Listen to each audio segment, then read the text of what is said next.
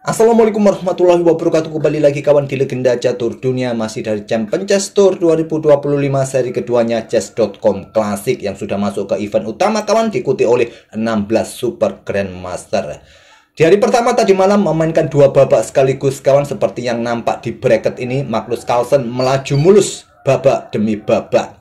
Magnus mengalahkan Jan-Christoph Ruda di babak pertama dengan skor 2,5, 1,5. Hasil dari satu kali kemenangan pada game pertama. Game inilah nanti yang akan kita ulas sekarang. Kemudian melaju mulus ke kuarter final, mengalahkan Maxim dengan skor 3-0.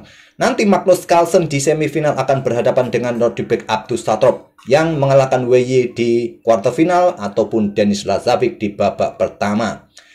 Yang melaju ke semifinal ada Hikaru Nakamura mengalahkan mantan juara dunia Ding Liren. Setelah sebelumnya Ding Liren ini berhasil menyingkirkan Praggnanandhaa kawan, dan Hikaru Nakamura akan berjumpa dengan Yanepo Niachi di semifinal setelah Yanepo berhasil mengalahkan Vladimir Fedosev ataupun Arjun Erigaisi. Nah, pemain-pemain yang kalah ini turun ke bracket bawah kawan. Di babak pertama yang kalah turun Jan-Christoph Ruda ketemu Caruana ya. Caruana akhirnya mengalahkan Jan-Christoph Ruda. Otomatis dia akan bertemu dengan Vladimir Fedosev yang dikalahkan oleh Yanepo. Kemudian Artemiev mengalahkan Denis Lazovic, nanti akan bertemu dengan Ding Liren yang dikalahkan oleh Hikaru Nakamura. Levon akan berjumpa dengan WY yang dikalahkan oleh Abdusatov, dan juara dunia kita Gukes langsung gugur kawan. Di hari pertama dia langsung gugur. Di bracket bawah ini dia dikalahkan oleh Arjun. Nanti Arjun akan berjumpa dengan Maxim Lagrave. Itulah hasil-hasil di babak pertama atau hari pertama kawan.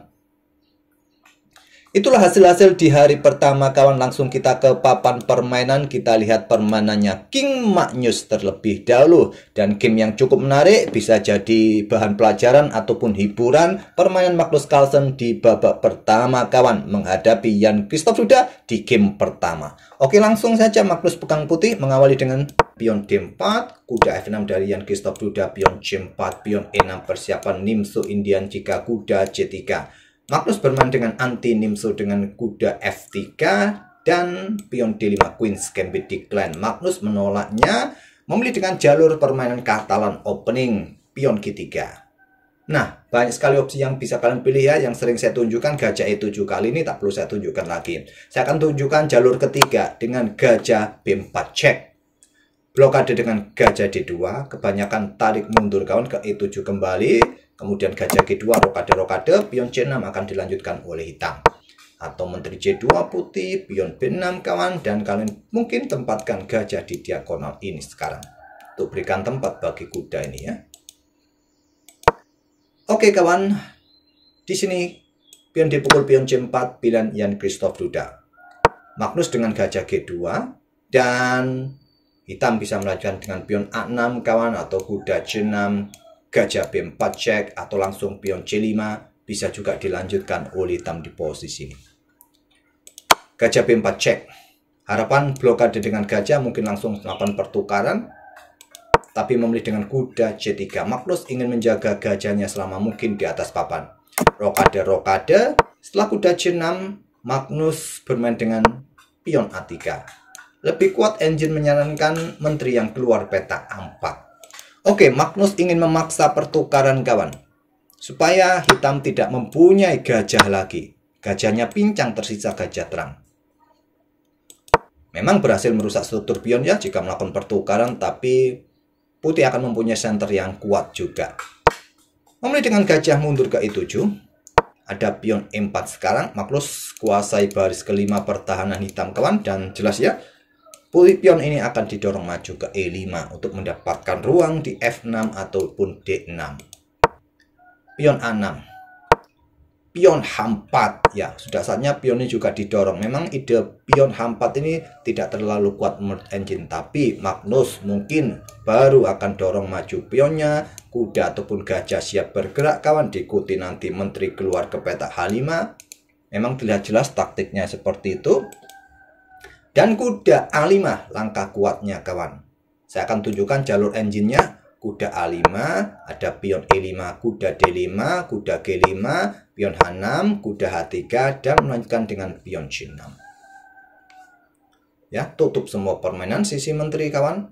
Nah, kuda punya pos ya di sini nanti. Oke, memilih dengan pion B5 untuk perkuat posisi rantai pion sisi menteri. Pertahankan pion. Memang terlihat unggul satu pion dari pengorbanan Magnus tadi. Sekarang pion E5, kuda D5, kuda G5 kawan. Hampir mirip jalurnya, bedanya ada pion B5 ya. Nah, pion H6, kuda H3. Di sini kuda A5, ingin nongkrong ke petak B3 kawan. Langkah kesalahan kembali di sisi menteri. Magnus fokus bermain di sisi raja, sedangkan Jan Christoph sudah ekspansi permainan di sisi menteri. Langkah kuat lainnya benteng B8, langkah kuatnya kawan. Ini lebih kuat, strong.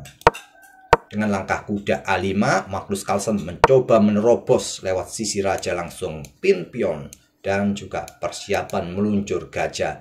Kalau raja bergerak ke sini kawan, ke sini ya ada gajah ya, E4 check. Blokade dengan pion K, N pasang sama juga ya. Nah, kalau mundur ke sini, nah bisa diikuti menteri ini ke sini kawan dan siap meluncur nanti gajah. Jadi geser ke peta H8. Kemudian menteri H5.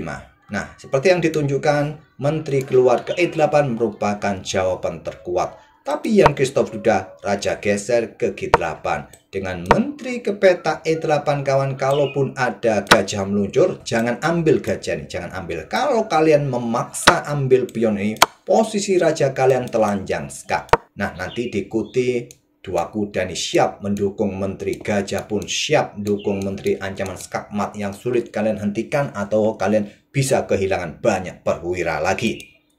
Jadi saat menteri kalian geser, rudal meluncur, cukup pion F6 untuk mengusir menteri. Nanti pertukaran menteri, kalau ditolak, anggap contoh menteri ini mundur ke peta E2 ya.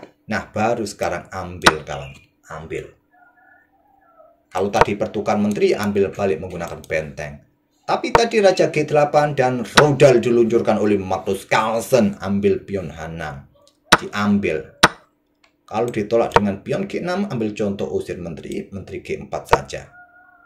Nah, raja mungkin ke H7 menyerahkan benteng, ya diambil saja oleh Magnus. Tapi diambil oleh Jan Christoph Duda. Pion ambil gajah H6.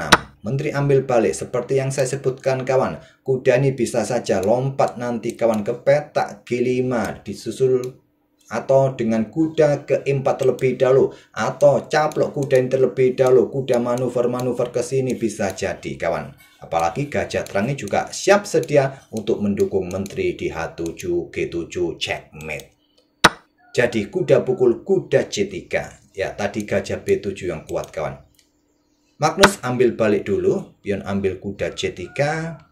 Kemudian pion F5 yang ditunjukkan oleh engine. Tapi menteri G6 cek. Raja 8 disusul dengan benteng ini jatuh. Bisa juga. Dengan gajah B7 terlebih dahulu menantang pertukaran gajah terang. Gajah pukul gajah. Ambil balik oleh kuda. Kuda F4, Jan Christoph Duda menyerah di langkah ke-20. Ya, hanya 20 langkah saja. Ancamannya kuda H5, ancaman skakmat kawan.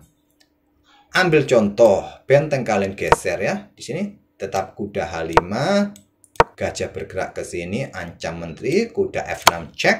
Jadi terpaksa kawan, kalian kehilangan menteri.